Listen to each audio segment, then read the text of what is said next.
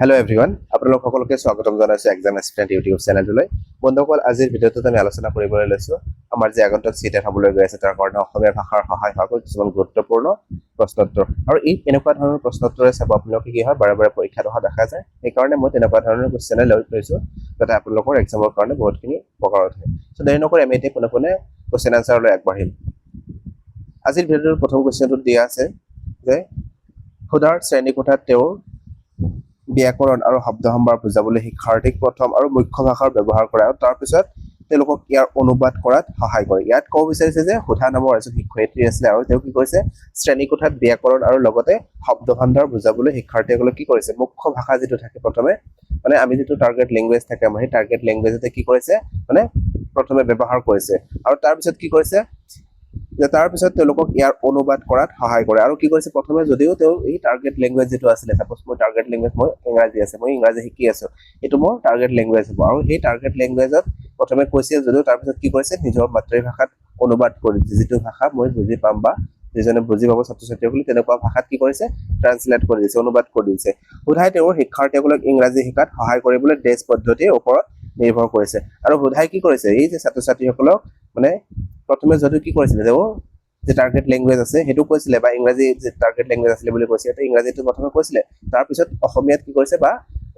তেওঁলোকৰ যিটো মাতৃভাষা আছিলে সেই ভাষাটো তেওঁলোকক বুজাই দিয়া হৈছে। এই যি তেওঁ পদ্ধতিটো ব্যৱহাৰ কৰিলে এই পদ্ধতিটোক আমি কি পদ্ধতি বুলি ক'ব পাৰিম। অপশ্যন নম্বৰ 1 দিছে গাঁথনিগত পদ্ধতি বা ষ্ট্ৰাকচাৰ মেথড বুলি কৈছে। ষ্ট্ৰাকচাৰ মেথড কি হয় মনত ৰাখিব ষ্ট্ৰাকচাৰ মেথড হয় যে যেতিয়া আমি কি কৰোঁ মানে ব্যাকৰণ এটাই হওক বা কোনো এটা মানে বাক্য এটাই হওক কেনেকুৱা ধৰণৰ ইয়াত মানে গঠনটো হৈছে ইয়াত ব্যাকৰণৰ কেনেকুৱা ধৰণৰ ৰূপ প্ৰয়োগ হৈছে বা সেন্টেন্সৰ গাঁথনিবোৰ কেনেকুৱা ধৰণৰ এই ষ্ট্ৰাকচাৰ ৱেত যেতিয়া আমি ডিছকাশ্যন কৰোঁ তাক আমি মানে গাঁথনিগত পদ্ধতি বা ষ্ট্ৰাকচাৰ মেথড বুলি ক'ব পাৰোঁ। আকৌ কৈছে যোগাযোগমূলক ভাষা পদ্ধতি বা ভাষা শিকন। যোগাযোগমূলক ভাষা শিকন হৈছে এনেকুৱা ধৰণৰ শিকন যি শিকনৰ জৰিয়তে আমি কি কৰোঁ বাস্তৱ জীৱনৰ লগত কি কৰোঁ আমি ইণ্টাৰেক্ট কৰোঁ যেনেকুৱা ধৰণৰ কি কৰোঁ আমি সাধাৰণতে দৈনন্দিন জীৱনত যেনেকুৱা ধৰণৰ মানে কথা বতৰা কৈ থাকোঁ যেনেকুৱা ধৰণৰ মই বন্ধু এজনক লগ পাইছোঁ মই তাৰ লগত কি কৰিছোঁ কথা বতৰা পাতি আছোঁ বা সাধাৰণ সৰু সৰু ল'ৰা ছোৱালীসকল কি কৰে তেওঁলোকৰ নিজৰ মাতৃ পিতৃ মাতৃ বা নিজৰ যি সমনীয়াসকল থাকে বা নিজৰ যি লগৰীয়া বন্ধু বান্ধৱীসকল থাকে তেওঁলোকৰ লগত কি কৰা হয় ইণ্টাৰেক্ট কৰা হয়। এই যি দৈনন্দিন জীৱনত কি কৰা হয় ইণ্টাৰেক্ট কৰা হয় তাকে আমি যোগাযোগমূলক ভাষা শিকন বুলি ক'ব পাৰোঁ।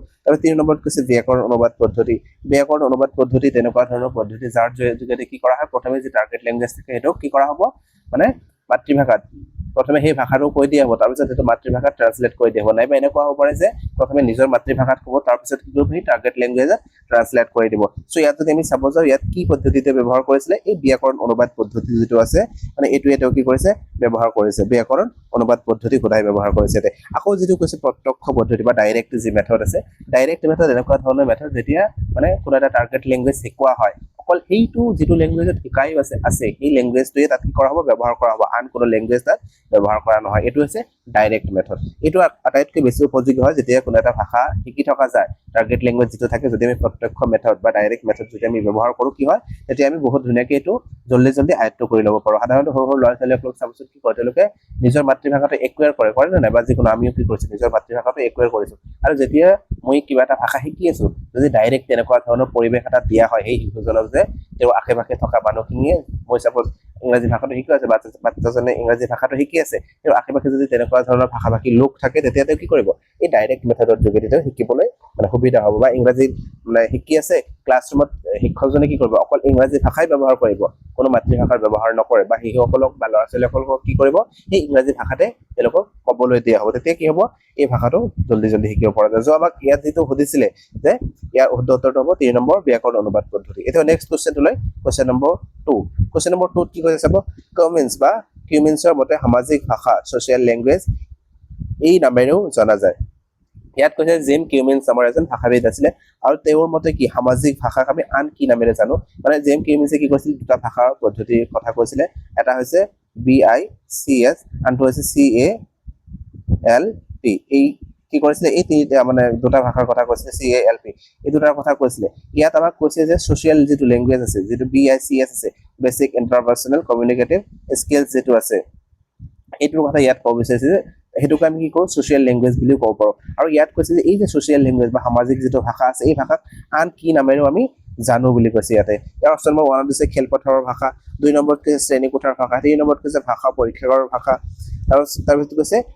নিউজ ৰুমৰ ভাষা। ইয়াত যদি আমি চাব যাওঁ এই যি তিনিটা ব্যৱহাৰ কৰা হৈছে, ইয়াত কি কৰা হৈছে শ্ৰেণীকোঠাত ভাষা, শ্ৰেণীকোঠাত আমি সাধাৰণতে দৈনন্দিন জীৱনত যেনেকুৱা ধৰণৰ ভাষা ব্যৱহাৰ কৰোঁ তেনেকুৱা ধৰণৰ ভাষা ব্যৱহাৰ কৰা নহয়, বা ভাষাৰ পৰীক্ষাগাৰৰ যি ভাষা আছে তেনেকুৱা ধৰণৰ তাতো আমি কি নকৰোঁ মানে অফিচিয়েল লেংগুৱেজ বা মানে শৈক্ষিক ভাষাটোৱে ব্যৱহাৰ কৰোঁ, বা নিউজ যেতিয়া মানে এংকাৰে নিউজ কৈ থাকে তেওঁ যিটো লেংগুৱেজত কৈ নাথাকে যিটো মাৰ্জিত এটা লেংগুৱেজ থাকে সেই লেংগুৱেজটো কৈ থকা শৈক্ষিক যিটো লেংগুৱেজ থাকে সেইটোতে কৈ দিয়া হয়। চ' এইটো আমাৰ আছিলে CALP ভিতৰত আমি এইটো মানে ধৰিব পাৰোঁ। CALP হৈছে কগনিটিভ এফেক্টিভ লেংগুৱেজ মানে প্ৰফিচিয়েঞ্চি, এই তিনিটা কগনিটিভৰ ভিতৰতে পৰিব। আৰু এই যি খেলপথাৰৰ ভাষা আছে এইটোকে আমি সামাজিক লেংগুৱেজৰ ভিতৰত ধৰিব পাৰোঁ। চ' ইয়াত অপশ্যন নম্বৰ 1টো হ'ব ইয়াৰ শুদ্ধ উত্তৰ। এতিয়া নেক্সট কুৱেশ্যনটো লৈ কুৱেশ্যন নম্বৰ 3 ত কি কৈছে চাব, ধ্বনিগত সজাগতা বা ফনিমিক এৱাৰনেছ হৈছে এই বুজাবুজি যে মানে ধ্বনিগত সজাগতা কি হয় এইটো আমাক ক'ব লাগে। এতিয়া ইয়াত কৈছে ভাষাৰ ধ্বনি বা ফনিমছ থাকে, মানে ভাষাত কি থাকে ধ্বনি বা ফনিমছ থাকে, এইটো সজাগতাই হয়, কিন্তু এই প্ৰশ্নটোৰ ক্ষেত্ৰত এইটো উপযুক্ত নহয়। ভাষাৰ প্ৰতিটো ভাষাৰ যেনেকুৱা ধৰণৰ ভাষাই নহওক কিয় তাৰ কি থাকিব, ধ্বনি থাকিবই লাগিব, ধ্বনি নথকাকে কি নহ'ব, এই ভাষাত আমি কেনেকৈ ক'ব নোৱাৰিম। তাৰপিছত কৈছে এটা ভাষাৰ ধ্বনিসমূহ চিনাক্ত কৰিব, পৃথক কৰিব আৰু পৰিচালনা কৰিব পাৰি। মানে এই ধ্বনি আমাৰ সজাগতাৰ কথা কৈছে ন, ধ্বনিগত সজাগতা মানে এনেকুৱাই যে যিটো ভাষা মানে মই শিকি আছো বা যিটো ভাষা কৈ আছো সেই ভাষাৰ ধ্বনিতাত্ত্বিক চিনাক্ত আমি কৰিব লাগিব, মানে ধ্বনি যিবোৰ আছে সেইবোৰ আমি চিনি পাব লাগিব, আৰু সেইবোৰ আমি ডিফাৰেণ্ট মানে ভাগ কৰিব জানিব লাগিব, বা সেইবোৰক আমি পৰিচালনা কৰি কেনেকুৱা ধৰণৰ শব্দ গঠন কৰিম বা বাক্যবোৰ কেনেকুৱা ধৰণৰ গঠন কৰিম এইটো আমি জানিব লাগিব, তেতিয়াহে আমি ধ্বনিতাত্ত্বিক সজাগতা বুলি ক'ব পাৰিম। চ' ইয়াত যদি চাব যাওঁ অপশ্যন নম্বৰ 2টো ইয়াৰ শুদ্ধ উত্তৰ হ'ব। তাৰপিছত কৈছে এটা ভাষাৰ ধ্বনিসমূহ মুখস্থ কৰিব লাগে, মুখস্থ কৰিব নালাগে কেতিয়াও এইটো। তাৰপিছত এটা ভাষাৰ ধ্বনিসমূহ চিনাক্ত আৰু পৰিচালনা কৰিব নোৱাৰি, ইয়াতো মানে ধ্বনিতাত্ত্বিক সজাগতাৰ কথা অহা নাই। ধ্বনিতাত্ত্বিক সজাগতা মানে অপশ্যন নম্বৰ 2 যিটো দিয়া আছে এটা ভাষাৰ ধ্বনিসমূহ কেনেকুৱা আছে সেইবোৰ আমি চিনাক্ত কৰিম, তাৰপিছত সেইবোৰ কি কৰিম পৃথক কৰিম, মানে এটা যিবোৰ ধ্বনি থাকে চাব অসমীয়াৰ কথাই কৈছো, মানে 11টা স্বৰবৰ্ণ আছে বা 41টা ব্যঞ্জন বৰ্ণ আছে, এইবোৰ যদি আমি পৃথক কৰিব নোৱাৰো বা চিনি যদি নাপাওঁ ধ্বনিতাত্ত্বিক সজাগতা কেনেকৈ আহিব, আমাৰ নিশ্চয় নাহে। চ' ইয়াত আমি চাব অপশ্যন নম্বৰ 2টো ইয়াৰ শুদ্ধ উত্তৰ হ'ব। এতিয়া নেক্সট কুৱেশ্যনটোলৈ কুৱেশ্যন নম্বৰ 4 কি কৈছে চাব যে দেখাই তেওঁৰ ছাত্ৰ ছাত্ৰীসকলক শব্দ প্ৰাৰম্ভিক মাধ্যম আৰু অন্তিক ধ্বনিৰ পৃথক কৰিবলৈ দিছে, ইয়াৰ দ্বাৰা তেওঁ কোনটো বা তেওঁলোকক কি শক্তিশালী কৰিছে। ইয়াত কি কৰিছে ৰেখা এজনী শিক্ষয়িত্ৰী আছিলে আৰু তেওঁ কি কৰিছে ছাত্ৰ ছাত্ৰীসকলক শব্দৰ প্ৰাৰম্ভিক মানে শব্দ কেনেকৈ গঠন কৰা হয়, তাত কেনেকুৱা ধৰণৰ ধ্বনি থাকে, এই তেনেকুৱা ধৰণৰ কি কৰিছে শব্দৰ প্ৰাৰম্ভিক কথাখিনি মানে শিকাইছে। তাৰপিছত কৈছে মাধ্যম আৰু অন্তিম ধ্বনি, আৰু মাধ্যম আৰু অন্তিম প্ৰাৰম্ভিক মাধ্যম আৰু অন্তিম ধ্বনি কেনেকুৱা ধৰণৰ ধ্বনি ব্যৱহাৰ কৰি সেই শব্দটো বা সেই বাক্যটো গঠন কৰা হৈছে, এই যিটো ধ্বনি মানে সজাগতাৰ কথা কৈছে বা এই পৃথক কৰিবলৈ মানে দিছে যে ইয়াৰ দ্বাৰা তেওঁ মানে কি শক্তিশালী কৰিব বিচাৰিছে ছাত্ৰ ছাত্ৰীসকলক। ইয়াত যদি আমি চাব যে অপশ্যন নম্বৰ 1 অলপ আগত যিটো পালো আমি ধ্বনিতাত্ত্বিক সজাগতা, এইটো ইয়াৰ ক্ষেত্ৰত শুদ্ধ হ'ব। ইয়াত কি কৰিছে মানে শব্দৰ আৰম্ভণিতে কেনেকুৱা ধৰণৰ মানে আখৰ ব্যৱহাৰ কৰাইছে বা ধ্বনি ব্যৱহাৰ কৰাইছে, বা মধ্যত কেনেকুৱা ধৰণৰ ব্যৱহাৰ কৰাইছে বা অন্তিমত কেনেকুৱা ধৰণৰ ধ্বনি ব্যৱহাৰ কৰাইছে, এইবোৰ তেওঁ পৃথক কৰিবলৈ শিকাইছে। চ' ইয়াত ধ্বনিতাত্ত্বিক সজাগতাৰ কথাই আহিব বা ফনিমিক এৱাৰনেছৰ কথাই আহিব। আকৌ কৈছে ৰূপতাত্ত্বিক সজাগতা, ৰূপতাত্ত্বিক সজাগতা মানে কি, ৰূপ নিশ্চয় জানা প্ৰতিটো মৰ্ফলজিৰ কথা আমি যদি ক'ব যাওঁ ইয়াত প্ৰকৃতি বা মূল এটা শব্দ থাকিব, আৰু সেই শব্দটো লৈ কি কৰিব পাৰোঁ আমি বিভিন্ন ধৰণৰ অৰ্থৰ দিশৰ পৰা এনেকুৱা ধৰণৰ বিভিন্ন ধৰণৰ শব্দ গঠন কৰিব পাৰোঁ। চাপ'জ মই ইয়াত এটা শব্দ লৈছো, ইয়াত কি খেত শব্দটো লৈছো, খেতৰ লগত আমি ই যদি লগাই দিওঁ, ই লগোৱাৰ লগে লগে কি হ'ব ইয়াৰ এটা বৰ্ণ লগাই দিয়া এটা ধ্বনি লগাই দিয়াৰ লগে লগে ইয়াৰ অৰ্থটো চেঞ্জ হৈ যাব, নিশ্চয় চেঞ্জ হৈ যাব। চ' ইয়াত আমি খেত যোগ ই খেতি বনাব পাৰোঁ। চ' ঠিক তেনেকুৱা ধৰণৰ খেতিৰ লগত যদি আমি অক লগাই দিওঁ মানে সেই খেতি কৰা মানুহ জনাব। চ' এনেকুৱা ধৰণৰ কি হয় মানে ৰূপতাত্ত্বিক সজাগতা কি হয়, এই যে এটা শব্দৰ লগত আমি কেনেকুৱা ধৰণৰ বিভিন্ন ধৰণৰ ৰূপ লগাই কি কৰিব পাৰোঁ আমি বিভিন্ন অৰ্থ প্ৰকাশ কৰিব পাৰোঁ, এনেকুৱা ধৰণৰ যি সজাগতা থাকে আমি তাক ৰূপতাত্ত্বিক সজাগতা বুলি ক'ব পাৰিম। তাৰপিছত কৈছে লিপিভিত্তিক সজাগতা, লিপিভিত্তিক সজাগতা মানে কি, মানে যিবোৰ লিপিৰ যোগেদি আমি আখৰ প্ৰকাশ কৰি আছো, চাপ'জ ইয়াত যে অসমীয়া লিপি আছে এই লিপিৰ জৰিয়তে কি কৰি আছো মই কথাখিনি বুজাই আছো আপোনালোকক। চ' ইয়াত এনেকুৱা ধৰণৰ মানে লিপিখিনি যেতিয়া মানে বুজি পোৱা হ'ব বা লিপিৰ বিষয়ে যেতিয়া আলোচনা কৰা হ'ব তাক আমি লিপিতাত্ত্বিক সজাগতা বুলি ক'ব পাৰিম। আৰু ব্যাকৰণগত সজাগতা মানে ব্যাকৰণৰ কথাখিনিয়ে তাত থাকিব। চ' ইয়াত যদি আমি চাব যাওঁ অপশ্যন নম্বৰ 1টো ইয়াৰ শুদ্ধ উত্তৰ হ'ব। এতিয়া নেক্সট কুৱেশ্যনটোলৈ কুৱেশ্যন নম্বৰ 5 কি কৈছে চাব যে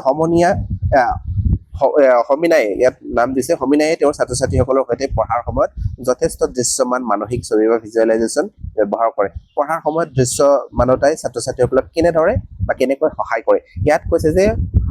সমিনায়ে কি কৰিছে তেওঁলোকৰ যি ছাত্ৰ ছাত্ৰী আছে বা তেওঁৰ যি ছাত্ৰ ছাত্ৰী আছে শ্ৰেণীকোঠাত তাৰ কাৰণে কি কৰিছে দৃশ্যমান বা মানসিক ছবি কিছুমান ব্যৱহাৰ কৰিছে ভিজুৱেলাইজ কৰিব পৰা যাতে দেখিব পাৰে ছাত্ৰ ছাত্ৰীসকলক মানে দেখিলে কি কৰিব পাৰিব বহুত ধুনীয়াকৈ বস্তুটো লগে লগে শিকি যাব পাৰিব সো এই কাৰণে কি কৰিছে ভিজুৱেলাইজেশ্যন বা মানসিক ছবি বা দৃশ্যমান ছবি কিছুমান ব্যৱহাৰ কৰিছে এই যে ছবিবোৰ ব্যৱহাৰ কৰিলে এই ছবিবোৰ ব্যৱহাৰ কৰি তেওঁ কেনেকৈ ছাত্ৰ ছাত্ৰীসকলক সহায় কৰিব বিচাৰিছে অপশ্যন নম্বৰ 1 কৈছে যে ই তেওঁলোকক চিন্তা কৰি থকা এটা ধাৰণা অংকন কৰাত সহায় কৰিব যে তেওঁলোকে কিবা এটা চিন্তা কৰি আছে এই চিন্তা কৰা ধাৰণাখিনি তেওঁলোকক মানে অংকন কৰিব পাৰিব ইয়াত তেওঁলোকৰ নিজৰ চিন্তাৰ কথা কোৱা হোৱা নাই ইয়াত যি চেপ্টাৰটো পঢ়াই আছে তাত যে বিভিন্ন ধৰণৰ ছবি দিয়া থাকে এই ছবিটোৰ জৰিয়তে কি যাব বিচাৰিছে ইয়াত তেওঁলোকৰ নিজৰ চিন্তাৰ কথা নাহে তাৰপিছত কৈছে ই তেওঁলোকক পঢ়িছে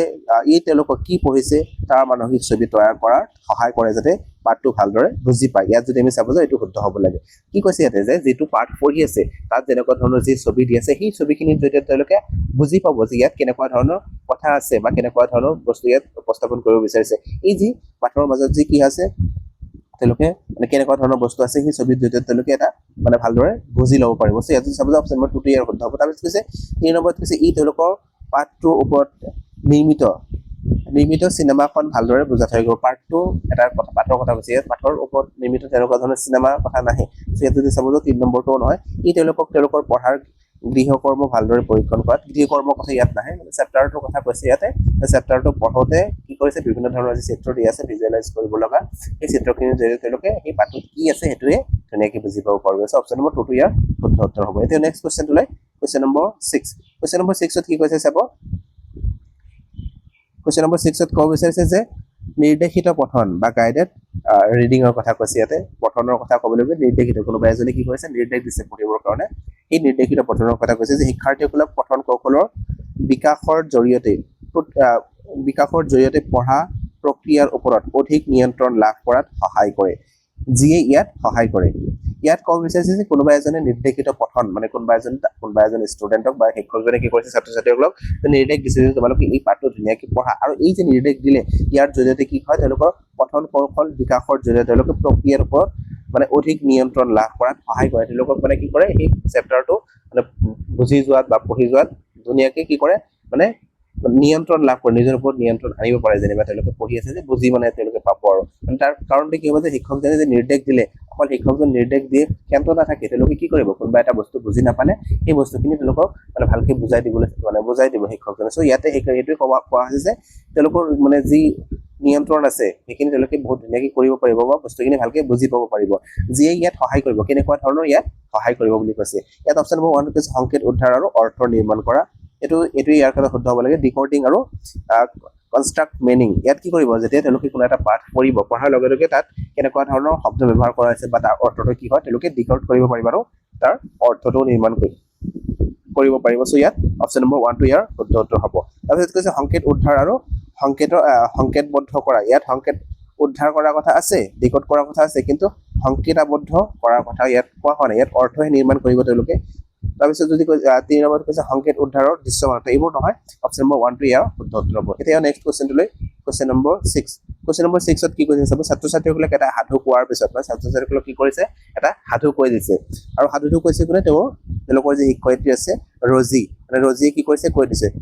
ৰজিয়ে তেওঁলোকক ফ্লেশ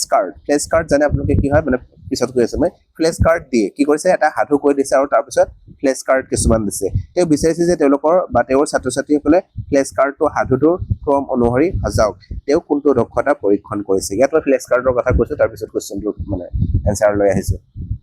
ইয়াত চাব ফ্লেশ কাৰ্ড কি হয় সৰু ল'ৰা ছোৱালীৰ কথা মই কৈছোঁ চাপোজ মানে ক্লাছ 1 বা ক্লাছ 2ত পৰা এজন মানে ছাত্ৰ হ'ব পাৰে বা তাতকৈ সৰু ছাত্ৰ হ'ব পাৰে তেওঁক মই মানে ABCD শিকাই আছোঁ ABCD শিকোৱাৰ লগে লগে কি কৰিছোঁ মানে এনেকুৱা ধৰণৰ বিভিন্ন ধৰণৰ মানে কি কৰিছে ফ্লেশ কাৰ্ড দিছোঁ ফ্লেশ কাৰ্ডত কি কৰা আছে যেনেকুৱা ধৰণৰ ইয়াত E লিখা আছে ইয়াত B লিখা আছে আন এটাত আছে C লিখা আছে তেনেকুৱা ধৰণৰ বিভিন্ন ধৰণৰ ফ্লেশ কাৰ্ড আৰু এইটোৰ জৰিয়তে কি কৰা হৈছে তাত বিভিন্ন ধৰণৰ চিত্ৰ দিয়া হৈছে বা এইটোৰ জৰিয়তে কি হ'ব পাৰে এণ্ড বা এলিগেটৰ বা তেনেকুৱা ধৰণৰ এপেল যি থাকে আৰু এইটো দিয়াৰ লগে লগে তাত এটা এপেলৰ ছবিও দিয়া আছে বা ইয়াত বিভিন্ন ধৰণৰ কিবা কিবি ছবি দিয়া আছে এই ছবিটোৰ জৰিয়তে কি কৈছে প্ৰথমে এই কাহিনীটো এটা কৈ দিছে তেনেকুৱা ধৰণৰ মানে ABCD থকা চাপোজ মই কৈছোঁ এইটো অতি বনাই কি কৰিছে শিক্ষকজনে এজনী মানে শিক্ষয়িত্ৰীগৰাকীয়ে কি কৰিছে যে এটা কাহিনী কৈ দিছে আৰু কাহিনীটো কোৱাৰ পিছত কিছুমান ফ্লেশবেক এনেকুৱা ধৰণৰ ফ্লেশবেক দিছে আৰু এইটো কাহিনীৰ ক্ৰমত সজাবলৈ কোৱা হৈছে এই যে ফ্লেশ কাৰ্ড যে দিলে তেওঁলোকক এইটোৰ জৰিয়তে তেওঁলোকক কোনটো কৌশল কি কৰিব বিচাৰিছে শিক্ষয়িত্ৰীগৰাকীয়ে বিকাশ কৰিব বিচাৰিছে ইয়াত চাব অপশ্যন নম্বৰ 1 আছে পঠন ইয়াত তেওঁলোকক পঢ়িবলৈ দিয়া হোৱা নাই তো ইয়াত পঠনৰ কথা নাহে পঢ়িবলৈ দিলে কি হ'ব তেওঁলোকক প্ৰথম পঢ়িবলৈ দিব তাৰ পিছত তাৰ পৰা কিবা এটা কৰিব দিব কিন্তু ইয়াত যদি আমি চাব যাওঁ পঠনটো হোৱা নাই তাৰপিছত শ্ৰৱণ লিসনিং ইয়াত লিসনিংটোৱে হৈছে তাৰপিছত কথন তেওঁলোকক ক'বলৈ দিয়া হোৱা নাই এনেকৈ আমি কি কৰিব পাৰোঁ এলিমিনেট কৰিব পাৰোঁ অপশ্যনবোৰ তাৰপিছত কৈছে ইয়াতে ভিজুৱেলাইজেশ্যন সো ইয়াত যদি আমি চাব যাওঁ আপোনালোকে এই দুটা অপশ্যনৰ মাজত কনফিউজন হ'ব পাৰে যে শ্ৰৱণৰ কথা আৰু এই যে দৃশ্যমানতাৰ কথা আছে এই দুটাৰ মাজত অলপ কনফিউজন আহিব পাৰে সো ইয়াত যদি আমি চাব যাওঁ কি কৰিছে শিক্ষয়িত্ৰীগৰাকী প্ৰথমে সাধুটো কৈছে তেওঁলোকক শুনিবলৈহে কোৱা হৈছে সো ইয়াত যদি চাব যাওঁ মানে শ্ৰৱণ যিটো কৌশল আছে লিসনিং যিটো স্কিল আছে এইটোৰ বিকাশ কৰিব বিচাৰিছে বা পৰীক্ষণ দক্ষতাটো কি কৰিব বিচাৰিছে পৰীক্ষা কৰিব বিচাৰিছে যে মই যে সাধুটো কৈ দিয়াৰ পিছত যে এই ছবিখিনি দিলোঁ বা ফ্লেশ কাৰ্ডখিনি যে দিলোঁ তেওঁলোকে এইটো ক্ৰমত বনাব পাৰিছে নে নাই বা কাহিনীটো তেওঁলোকে ভালকৈ বুজিব পাৰিছে নে নাই বা শুনিছে নে নাই নুশুনিলেতো কৰিব নোৱাৰিব সো ইয়াত যদি চাব যাওঁ মেইনলি কি কৰা হৈছে এই শ্ৰৱণ কৌশলটো মানে বিকাশ কৰিব বিচাৰিছে আকৌ যিটো দৃশ্যমানতা দি আছে এইটো প্ৰথমে শ্ৰৱণ হ'ব তাৰ পিছতে তেওঁলোকে ছবিৰ জৰিয়তে সেইখিনি বস্তু বুজি পাইছে কেনেকুৱা ধৰণৰ সেইখিনি মানে তেওঁলোকে দৃশ্যমানতা কৰিব সো ইয়াত যদি চাব যাওঁ অপশ্যন নম্বৰ 2 টো হ'ব ইয়াৰ শুদ্ধ উত্তৰ এতিয়া নেক্সট কুৱেশ্যনটো লৈ কুৱেশ্যন নম্বৰ 8 কুৱেশ্যন নম্বৰ 8ত কি কৈছে চাব যে সাধনাই পৰীক্ষাৰ প্ৰশ্নসমূহৰ কঠিনতাৰ স্তৰ বা ডিফিকাল্ট লেভেল গণনা কৰি আছে মানে সাধনা এগৰাকী শিক্ষয়িত্ৰী হয় তেওঁ কি কৰিছে মানে কুৱেশ্যন বোৰ যে কাটে সাধাৰণতে আমি বিভিন্ন ধৰণৰ যে টেষ্ট লওঁ টেষ্টৰ জৰিয়তে কি কৰোঁ তেওঁলোকক মানে আকলন কৰোঁ বা এছেছমেণ্ট কৰোঁ আৰু এই যে এছেছমেণ্ট কৰোঁ আমি এই এছেছমেণ্ট কৰোঁতে মানে শিক্ষয়িত্ৰীগৰাকী কি কৰিছে এটা এছেছমেণ্ট ল'ব তাৰ কাৰণে কুৱেশ্যন বনাই আছে আৰু কৈছে যে কুৱেশ্যনৰ ডিফিকাল্টি লেভেলবোৰ কেনেকুৱা ধৰণৰ হয় সেইবোৰ তেওঁ চেক কৰি আছে আৰু তাই কৈছে যে তাই এটা প্ৰশ্ন তাই লক্ষ্য কৰে যে কঠিনতাৰ স্তৰৰ মান 90% বা ভেলু অফ 90 মানে ইয়াত কি কৰিছে তাৰপিছত এই মানে চেক কৰোঁতে কঠিনতাৰ স্তৰ চেক কৰোঁতে চাইছে যে এটা কুৱেশ্যন এনেকুৱা ধৰণৰ আছে যিটো ডিফিকাল্টি লেভেল একেবাৰে হাই হৈছে 90% মানে হৈছে ডিফিকাল্টি লেভেল তাৰপিছত কৈছে সাধনাই সেই প্ৰশ্নটোৰ সৈতে কি কৰা উচিত মানে তেওঁ দেখিলে যে এই কুৱেশ্যনটো বহুত মানে হাইলি ডিফিকাল্ট হৈ গৈছে সো ইয়াত আমি এই সাধনাই কি কৰিব এই কুৱেশ্যনটো ৰাখিব নে নাৰাখে এনেকুৱা ধৰণৰ কুৱেশ্যন আমাক সুধিছে কি কৰিব তেওঁ ইয়াত চাব আপোনালোকে যে আমি যেতিয়া ষ্টুডেণ্টসকলক মানে এছেছমেণ্ট কৰি থাকোঁ এছেছমেণ্ট কৰোঁতে এনেকুৱা ধৰণৰ কুৱেশ্যন সুধিব নালাগে যে যিটো তেওঁলোকে মানে শুনাই নাই বা তেওঁলোকে ক'বই নোৱাৰিব এনেকুৱা ডিফিকাল্ট লেভেলৰ কুৱেশ্যন তেওঁলোকক সুধিব নালাগে প্ৰথমে কি কৰিব লাগিব আমি তেওঁলোকক মানে যিখিনি সচৰাচৰ কৈ থকা হয় বা যিখিনি তেওঁলোকে বুজি পাইছে তেনেকুৱা ধৰণৰ কুৱেশ্যন সুধিব লাগিব বা তাৰপিছতে যদি আমি বিচাৰোঁ আৰু যে এইখিনি তেওঁলোকে একদম কমপ্লিটলি বুজি পাইছে তাৰপিছত অলপ ডিফিকাল্টি লেভেল বঢ়াই দিব পাৰোঁ কিন্তু এনেকুৱা নহয় যে একেবাৰে 90 বা 100% ডিফিকাল্ট লেভেল কৰি দিম কুৱেশ্যন পেপাৰখিনি সো ইয়াত তেওঁ কি কৰিব নালাগে মানে এই কুৱেশ্যন তেনেকুৱা ধৰণৰ যদি ডিফিকাল্টি লেভেল একেবাৰে হাই থাকে এইখিনি কুৱেশ্যন ৰাখিব নালাগে একেবাৰে ইজিও নহয় একেবাৰে ডিফিকাল্টো নহয় মানে ইজি টু মডাৰেট ৰাখিব লাগে তেনেকুৱা ধৰণৰ সো ইয়াত যদি আমি চাব যাওঁ চাপ'জ আপোনালোকৰ কথাই কৈছোঁ যে যদি চিটেটত একেবাৰে এনেকুৱা ধৰণৰ 90% কুৱেশ্যনে কি হয় একেবাৰে ডিফিকাল্ট আহি যায় হাৰ্ড আহি যায় সো ইয়াত যদি আমি চাব যাওঁ এনে চিটেটত কি কৰে 8ৰ পৰা 9% বা তেনেকুৱা ধৰণৰ কি কৰে ষ্টুডেণ্টে কি কৰে পাছ কৰে চিটেট আৰু যদি ডিফিকাল্টি লেভেল এনেকুৱা হৈ যায় 90% হৈ যায় বা 80% হৈ যায় তেতিয়া চাব ষ্টুডেণ্টৰ 2%লৈকে নামি আহিব তাৰ বেছি পাছ কৰিবই নোৱাৰিব সো ইয়াত তেনেকুৱা ধৰণৰ কথাই ক'ব বিচাৰিছে যে ইমান ডিফিকাল্ট হৈছে তেতিয়া তেওঁ প্ৰশ্নটো কি কৰা উচিত তাৰপিছত অপশ্যনবোৰ চাইছে চাব কি কৈছে যে প্ৰশ্নটো পৰীক্ষাত ৰখা উচিত তাৰপিছত কৈছে প্ৰশ্নটো পৰীক্ষাৰ পৰা বাদ দিয়া উচিত ইয়াত যদি আমি চাব যাওঁ তেনেকুৱা ধৰণৰ ডিফিকাল্ট লেভেলৰ সৰু সৰু ছাত্ৰ ছাত্ৰীসকলৰ কাৰণে ৰাখিব নালাগে সো এইটো অপশ্যন নম্বৰ 2 ইয়াৰ ক্ষেত্ৰত যদি আমি চাব যাওঁ শুদ্ধ উত্তৰ হ'ব এতিয়া নেক্সট কুৱেশ্যনটো লৈ কুৱেশ্যন নম্বৰ 9 কুৱেশ্যন নম্বৰ 9ত কৈছে BICS basic interpersonal communication skills বা মৌলিক আন্তঃব্যক্তিক যোগাযোগ দক্ষতা ধাৰণাটো কোনে দিছিলে ইয়াত আমি তেনেকুৱা ধৰণৰ কুৱেশ্যন আগতে এটা পালোঁ যে BICS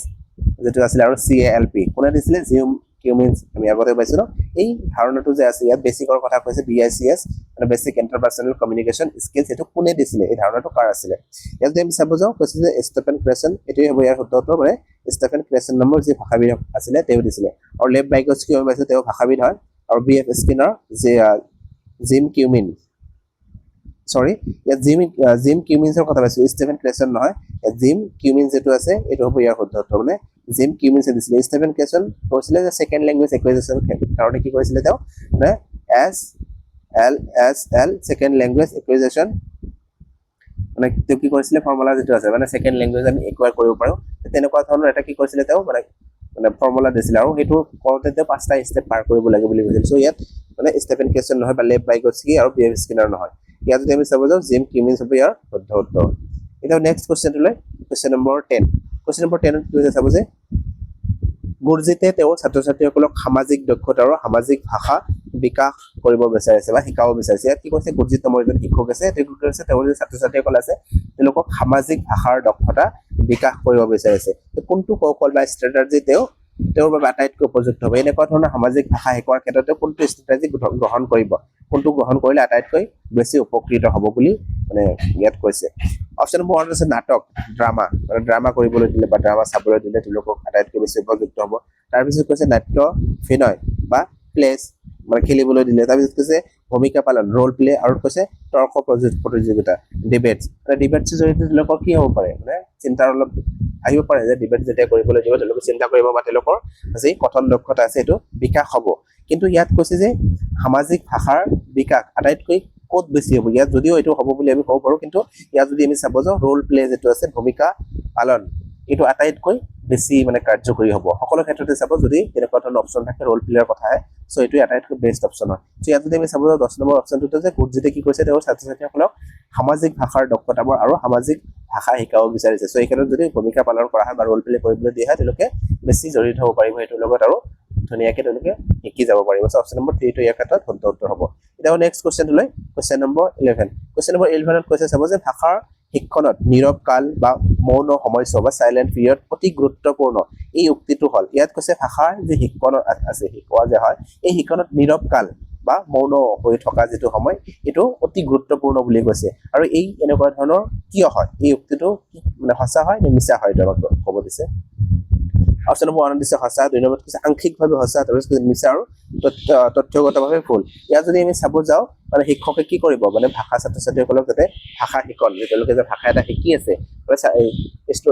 টিচাৰজনে গৈ কি কৰিব লাগে যে যেতিয়া তেওঁলোকৰ শিকাৰ পিৰিয়ড চলি আছে তেনেকুৱা ধৰণৰ তেতিয়া যদি আমি ক্লাছৰুমত গৈ কি কৰোঁ ছাত্ৰ ছাত্ৰীসকলক কিবা এটা বস্তু বুজাই দিছো বা বুজাই দিয়াৰ পিছত তেওঁলোকক সেই বস্তুটোৰ ওপৰত তৰ্ক কৰিবলৈ দিছো বা ডিবেট কৰিবলৈ দিছো বা তেওঁলোকৰ মাজতে কথোপকথন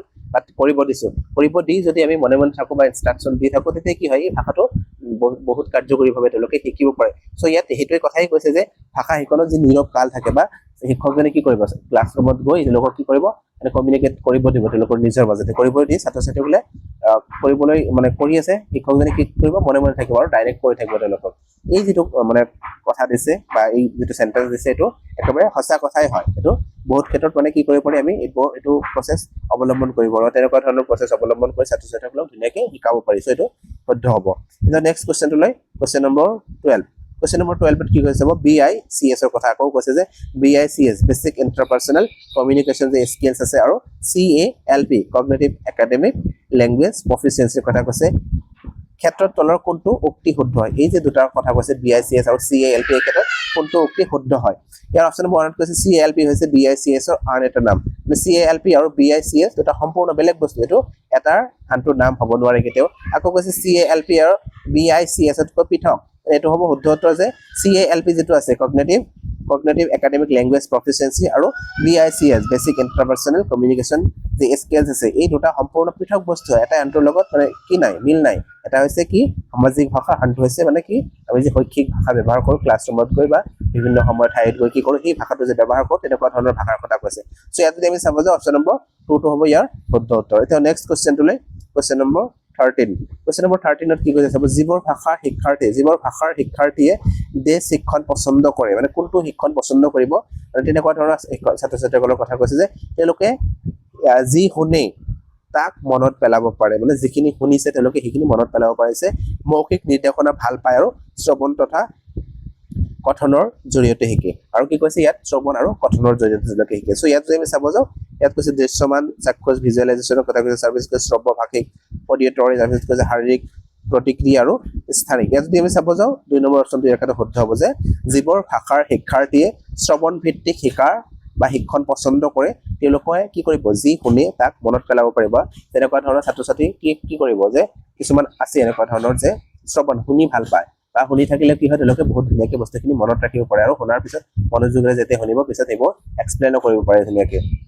সো ইয়াত তেনেকুৱা ধৰণৰ কথাই কৈছে ইয়াত যদি আমি চাব যাওঁ অপচন নম্বৰ 2 টো হ'ব ইয়াৰ শুদ্ধ বহুত ষ্টুডেন্ট তেনেকুৱা ধৰণৰ আছে যে কিছুমান হাউস আইভ আছে বা বিভিন্ন ধৰণৰ যিখিনি নিজৰ ল'ৰা ছোৱালী আছে তেওঁলোকক কি কৰিব লাগে মানে পোহপাল দিব লাগে লগতে নিজৰ কেৰিয়াৰটো গঢ়িব লাগে তেনেকুৱা ধৰণৰ বহুত আছে আৰু তেওঁলোকে কি কৰি থাকে যেতিয়া কিটচেনত গৈছে কি কৰিব এই ভিডিঅ'টো প্লে কৰি থাকিব আৰু প্লে কৰি কি কৰিব শুনি থাকিব যেতিয়া তেওঁলোকে এনেকুৱা শুনি থাকিব ন তেওঁলোকে মনোযোগেৰে শুনিব আৰু কি কৰিব এই যে বস্তুখিনি শুনিলে নাচালে কিন্তু শুনি আছে শুনিও কি কৰিব পাৰিব তেওঁলোকে বস্তুখিনি মনত ৰাখিব পাৰিব আৰু পৰীক্ষাত গৈ কি কৰে তেওঁলোকে বহুত ভাল ৰিজাল্টও কৰে বহুত ক্ষেত্ৰত তেনেকুৱা ধৰণৰ এইটো অকল সৰু ষ্টুডেণ্টৰ ক্ষেত্ৰতে নহয় ডাঙৰ মানুহৰ ক্ষেত্ৰতে এইটো মানে আমি কি কৰিব পাৰোঁ এপ্লাই কৰিব পাৰোঁ চ' এই ক্ষেত্ৰত আমি যদি চাব যাওঁ অপশ্যন নম্বৰ 2 টো হ'ব ইয়াৰ শুদ্ধ উত্তৰ এতিয়া নেক্সট কুৱেশ্যনটো লৈ কুৱেশ্যন নম্বৰ 14 কুৱেশ্যন নম্বৰ 14ত কি কৈছে চাব তলৰ কোনটো শব্দ গঠন বা ৱাৰ্ড ফৰ্মেশ্যন প্ৰক্ৰিয়া ইয়াত কৈছে তলৰ চাৰিটা যি অপশ্যন দি আছে তাৰ ভিতৰত কোনটো শব্দ গঠনৰ প্ৰক্ৰিয়া হয় বুলি আমাক কৈছে অপশ্যন নম্বৰ 1ত কৈছে নতুন শব্দৰ সৃষ্টি মানে আমি কি কৰিব পাৰোঁ ৱাৰ্ড ফৰ্মেশ্যন কৰি নতুন শব্দ আমি সৃষ্টি কৰিব পাৰোঁ পাৰোঁ নে নাই চ' এইটো যদি চাব যাওঁ অপশ্যন নম্বৰ এই যেটো দি আছে এইটো শুদ্ধ হ'ব তাৰপিছত বিত কৈছে যে ধাৰ কৰা বা ঋণ গ্ৰহণ কৰা এইটো শুদ্ধ হ'ব মানে কোনোবা এটা ভাষাৰ পৰা আমি শব্দ এটা মানে কিবা এটা বাক্য গঠন কৰি আছো বা শব্দ এটা গঠন কৰি আছো বেলেগ ভাষাৰ পৰাও আমি ধাৰ কৰি বিভিন্ন ক্ষেত্ৰত তাৰপিছত কৈছে যৌগীকৰণ তাৰপিছত কৈছে সংমিশ্ৰণ এই চাৰিটা যদি আমি চাব যাওঁ চাৰিটাই কি হয় শব্দ গঠন বা ৱাৰ্ড ফৰ্মেশ্যনৰ ক্ষেত্ৰত শুদ্ধ আছে ইয়াত যি অপশ্যন নম্বৰ 4 দি আছে এ বি চি ডি এই গোটেইকেইটাই হ'ব ইয়াৰ শুদ্ধ উত্তৰ এতিয়া নেক্সট কুৱেশ্যনটোলৈ কুৱেশ্যন নম্বৰ 15 তথা আজিৰ ভিডিঅ'টো শেষৰটো কুৱেশ্যন ইয়াত কৈছে তলৰ কোনটো এই ধাৰণাৰ ওপৰত প্ৰতিষ্ঠিত যে শিক্ষকে যিমান পাৰে সিমান নীৰৱে থকা উচিত আৰু শিক্ষাৰ্থীসকলে যিমান পাৰে সিমান ভাষা ব্যৱহাৰ বা প্ৰয়োগ কৰিবলৈ উৎসাহিত কৰা উচিত ইয়াত কৈছে যে ছাত্ৰ ছাত্ৰীসকলক যিমান পাৰি তেওঁলোকক যেতিয়া কোনো এটা ভাষা শিকাই আছো শিকাই থাকোতে কি কৰিব লাগে যিমান পাৰে শিক্ষকজন মনে মনে থাকিব লাগে আৰু যিমান পাৰে সিমান ছাত্ৰ ছাত্ৰীসকলক নিজৰ মাজতে যোগাযোগ কৰিবলৈ উৎসাহিত কৰিব লাগে এই যেটো পদ্ধতি ব্যৱহাৰ কৰিছে ইয়াক আমি কি বুলি ক'ব পাৰোঁ ইয়াত কৈছে সাজেষ্টপিডিয়াৰ কথা কৈছে ইয়াত সাজেষ্টপিডিয়া নহয় তাৰপিছত কৈছে টোটেল ফিজিক্যাল ৰেসপন্স ইয়াত অকল টোটেল ফিজিক্যাল ৰেসপন্সৰ কথা নাই টিপিআৰ যেটো আছে টিপিআৰ কথা ইয়াত আহা নাই টিপিআৰ হলে কি হ'ব যে ছাত্ৰ ছাত্ৰীসকলক কিবা এটা পঢ়িব দিয়াৰ লগে লগে তাত যেনেকুৱা ধৰণৰ মানে ফিজিক্যাল আমি কৰি দেখুৱাব পৰা তেনেকুৱা ধৰণৰ যদি থাকে মানে এই মোৰ দুই বাহুৰ কথা কোৱাৰ লগে লগে দুই বাহু চুইছে হাতৰ কথা কোৱাৰ লগে লগে হাত চুইছে কাণৰ কথা কোৱাৰ লগে লগে কাণ চুইছে এই তেনেকুৱা ধৰণৰ যেতিয়া পঢ়ি যোৱাৰ লগে লগে মানে অভিনয় কৰি দেখাব বা অংগ প্ৰত্যংগ চুই দেখাব তাক আমি টোটেল ফিজিক্যাল ৰেসপন্স বুলি ক'ব পাৰোঁ ইয়াত আমাক তেনেকুৱা ধৰণৰ কোৱা নাই ইয়াত কৈছে যিমান পাৰে ছাত্ৰসকলক ক'বলৈ দিব লাগে আৰু শিক্ষকজন মনে মনে থাকিব লাগে সো ইয়াত যদি আমি চাব যাওঁ দা সাইলেন্ট ৱে আমি এইটো শুদ্ধ হ'ব ইয়াক যে মৌন পদ্ধতিত ব্যৱহাৰ কৰা হৈছে তাত তাৰপিছত কৈছে দা হল ল্যাঙ্গুৱেজ বা সামগ্ৰিক ভাষা পদ্ধতি এই ক্ষেত্ৰত এটোও শুদ্ধ নহয় অপশ্যন নম্বৰ 3 এই ক্ষেত্ৰত শুদ্ধ উত্তৰ হ'ব সো বন্ধুসকল আজিৰ ভিডিঅ'টোত এই 15টা কোৱেশ্চন আলোচনা কৰিলো যদি ভিডিঅ'টো ভাল পায় লাইক আৰু শেয়াৰ কৰিব আৰু এতিয়াও যদি আমাৰ চেনেলটো সাবস্ক্ৰাইব কৰা নাই সাবস্ক্ৰাইব কৰি থকা বেল আইকনটো দবাই ৰাখিব এনেকুৱা ধৰণৰ নতুন ভিডিঅ' পাই থাকিবলৈ সো ভিডিঅ'টো সকলোৰে বাবে ধন্যবাদ সকলোকে